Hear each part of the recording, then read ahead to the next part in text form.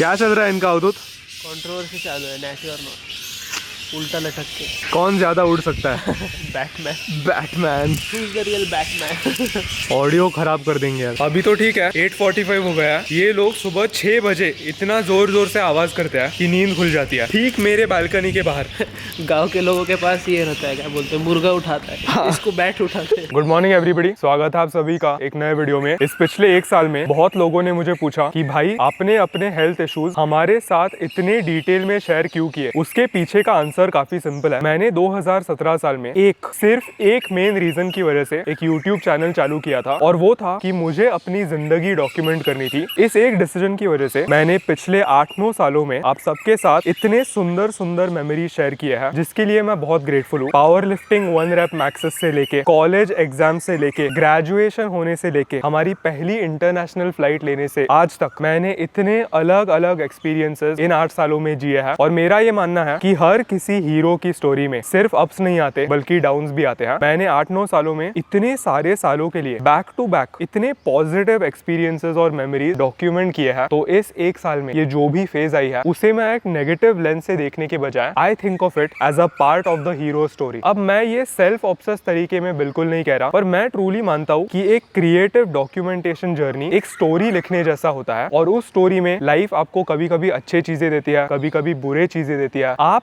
उन चीजों को कैसे देखते हो वो आपके ऊपर है। मेरे लिए ये सारी चीजें न्यूट्रल है, और मेरा यूट्यूब से ये गोल कभी नहीं था कि मैं सिर्फ अच्छी चीजें दिखाऊं और बहुत सारे पैसे कमाऊं। मेरा ये गोल था कि मुझे यूट्यूब अपनी जिंदगी डॉक्यूमेंट करना, ये मरने तक करना है। इसीलिए सोचो, ये जो 1 साल है वो अभी शायद आप सबको और मुझे बहुत ही ज्यादा भयानक लगता होगा, पर 20 या 40 सालों के बाद when I look back at it, ये मेरे पूरे जिंदगी में सिर्फ इतना सा हिस्सा होने वाला है। तो ये जो पर्सपेक्टिव है, ये मिलने की वजह से मैं बिना किसी हेजिटेशन के आप सबके साथ ये सारे डिटेल्स भी शेयर कर पाता हूँ। अगर आपने पिछला व्लॉग देखा तो आपको पता होगा कि कल मैं एक सेकंड ओपिनियन लेने के लिए एक सीनियर न्यूरोलॉजिस्ट के पास गया था। उन्होंने मुझे 3 टेस्ट करवाने के लिए बोला है। वो टेस्ट एग्जैक्टली क्या क्या है ऊपर जाके बात करते हैं। साकेत मुझे कितना 8:45 को बुलाया ना, तो मैं 1 घंटे पहले का अलार्म लगाता हूँ। तो 1 घंटे से पहले भी 15 मिनट्स और पीछे का अलार्म लगाता हूँ, ताकि वो 15 मिनट में थोड़ा आलस निकालने में लगे। लगता है कि एक्स्ट्रा स्लीप हो गया आज तो।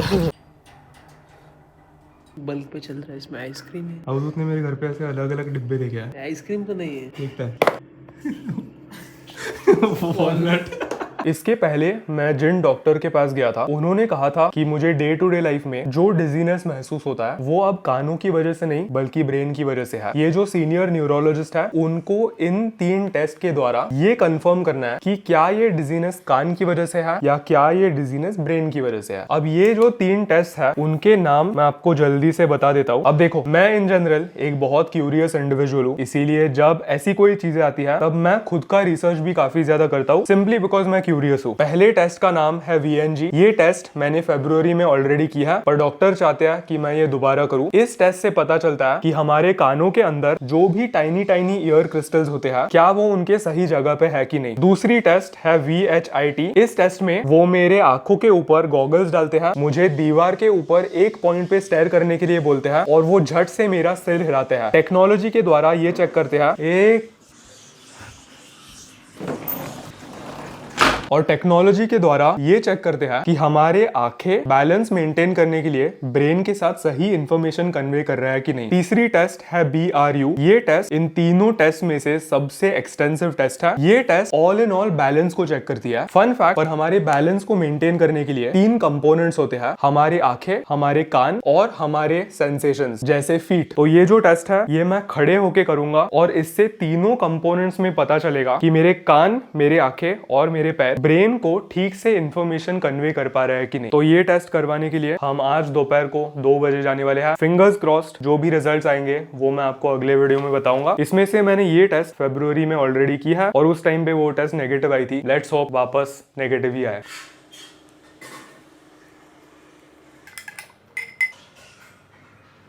क्रिएटिन बॉडी बिल्डिंग इंडस्ट्री का सबसे वेल रिसर्च सप्लीमेंट है। इसके हर सर्विंग से मुझे 3 ग्राम क्रिएटिन मोनोहाइड्रेट मिलता है। मैं हर दिन इसके 2 स्कूप लेता हूँ। मसल ब्लेज ने इस महीने क्रियाम का एक नया फ्लेवर लॉन्च किया है, जो इन माय ओपिनियन अब तक सबसे टेस्टी फ्लेवर है। पीच आइस टी फ्लेवर को चेकआउट करने के लिए डिस्क्रिप्शन बॉक्स में पहली लिंक क्लिक करना।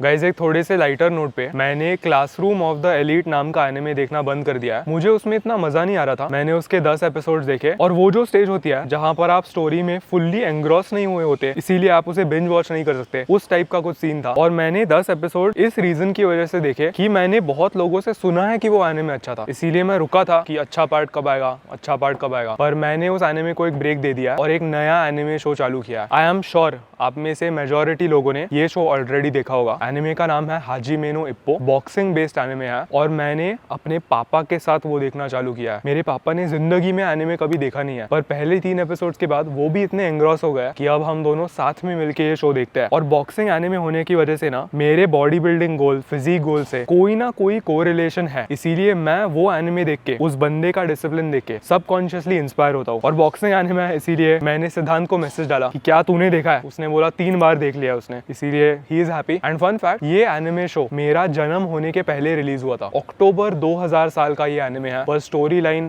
Peak.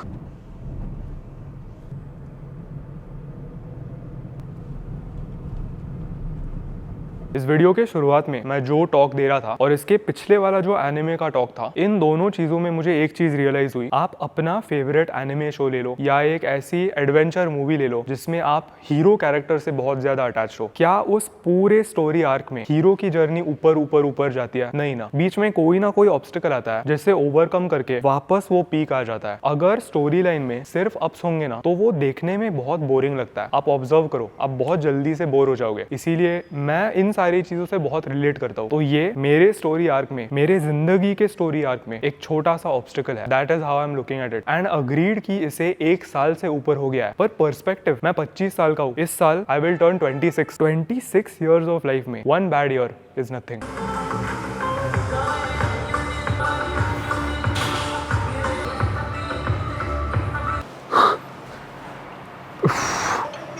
Good reps only.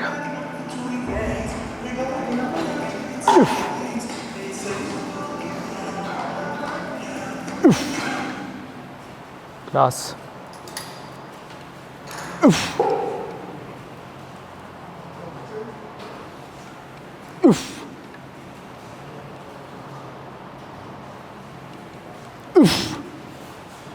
Not done yet. एक और।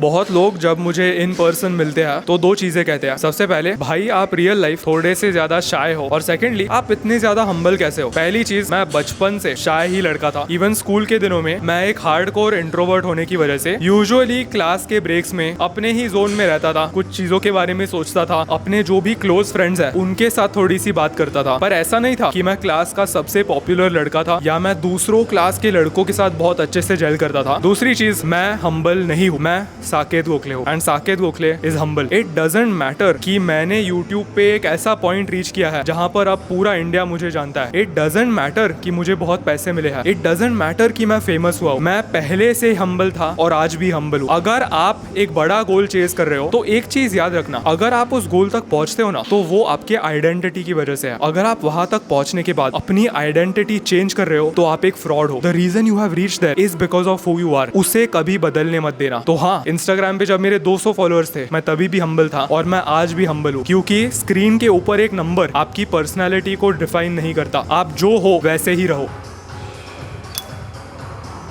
Good reps only.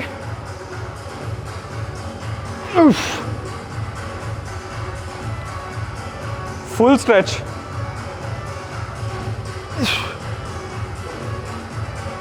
ब्यूटी।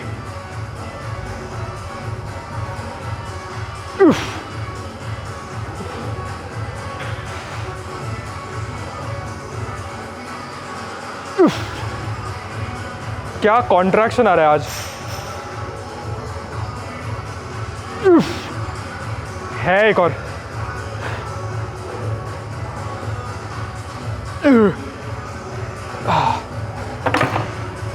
वाह। 2 फरवरी 2026 को मैंने बेड रिडन होने के बाद अपना पहला बैक वर्कआउट लगाया था। उस टाइम का वर्कआउट आज जैसा एग्जैक्टली सेम था, एक वर्टिकल पुल और एक हॉरिजॉन्टल पुल। उस दिन मैंने हॉरिजॉन्टल पुल में केबल रोज के लिए जो वेट लगाया था वो थोड़ा सा एम्बैरेसिंग था। पहले जो 1-2 स्टैक्स होता है ना, उसके साथ मैंने अपना टॉप सेट लगाया था। आज 5 महीनों के बाद मैंने केबल रो की मशीन फुल स्टैक किया है और मैं वापस बैक के लिए अपने पीक स्ट्रेंथ तक पहुंच गया हूँ। मैंने फरवरी में खुद के लिए ये गोल सेट किया था कि ईयर के बीच में मुझे अपनी स्ट्रेंथ वापस लानी है और वो फाइनली हो गया है। 2026 का सेकंड हाफ अब चालू हुआ है और मेरे दिमाग में मिशन क्लियर है। प्रोजेक्ट 2026, मुझे वापस अपने पीक फिजिक तक पहुंचना है और उसे ओवरटेक करना है। Not done yet.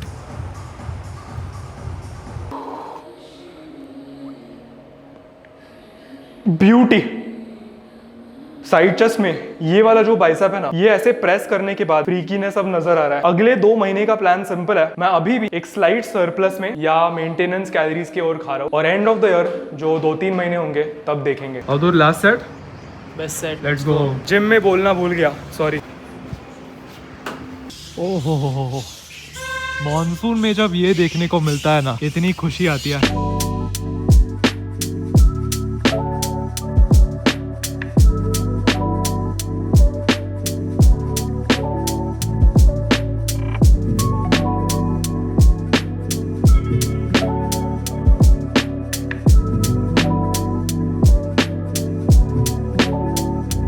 सब कुछ यूजुअल से इतना ज्यादा सुंदर क्यों लग रहा है, इसके पीछे का रीजन मुझे समझ में आ गया है। मॉनसून में जब बारिश होती है तो आजू बाजू इतनी हरियाली आ जाती है, उसके बाद जब धूप आती है तब ऑलमोस्ट ऐसा लगता है कि किसी ने धरती को कलर ग्रेड कर दिया है। ये देखो, जहाँ भी हरियाली है, ये जो ग्रीन है ये इतना ज्यादा पॉप हो रहा है कि ये कलर्स हमें यूजुअली दिखाई नहीं देते। Make hay while the sun shines, ये हम सब ने सुना है। बारिश आने के पहले जल्दी से दिन के स्टेप्स खत्म करते हैं। आधे घंटे का वॉक कंप्लीट हो चुका है। वैसे वेदर अभी भी काफी अच्छा है पर मुझे लगने लगी भूख। पोस्ट वर्कआउट मील किया नहीं था और मील का टाइम हो गया था, इसीलिए मैंने यहाँ पर 2 एग सैंडविचेस बनाए। इसमें 2 पूरे अंडे और 4 ब्रेड स्लाइसेस है। ये खाने के जस्ट पहले मैंने इसके पिछला वाला व्लॉग एडिट करके एक्सपोर्ट पे लगा दिया है। ये देखो 3 मिनट में एक्सपोर्ट कंप्लीट हो जाएगा। अच्छी खासी 4K फाइल है। अब यार मेरी जो रूम की हालत है वो इस वक्त थोड़ी सी डिस्टर्ब्ड है। आप देख ही सकते हो कि बेड उसके यूजुअल लोकेशन पे नहीं है। शीशे के जस्ट नीचे ये जो टेबल होता है वो भी सही जगह पे नहीं है। बात यह है कि पापा अगले 2 दिनों में एक लंबे ट्रैक पे जाने वाले हैं और वो घर पे एक बैग ढूंढ रहे हैं जो उन्होंने वियर्डली कहीं पर भी नहीं मिली। इसीलिए जब मैं जिम में था तब उन्होंने बेड यहाँ पे मूव किया और यहाँ नीचे जो भी ड्रॉवर्स हैं उन्होंने उस बैग के लिए यहाँ पर ढूंढने की कोशिश की, पर सैडली उनको बैग मिली नहीं। तो बेड वापस मूव करने के पहले यहाँ की थोड़ी सी साफ सफाई होगी, झाड़ू पोछा होगा और फिर मेरी रूम वापस अपने ओरिजिनल पोजीशन पे आएगी। टेस्ट टेस्ट अच्छा है।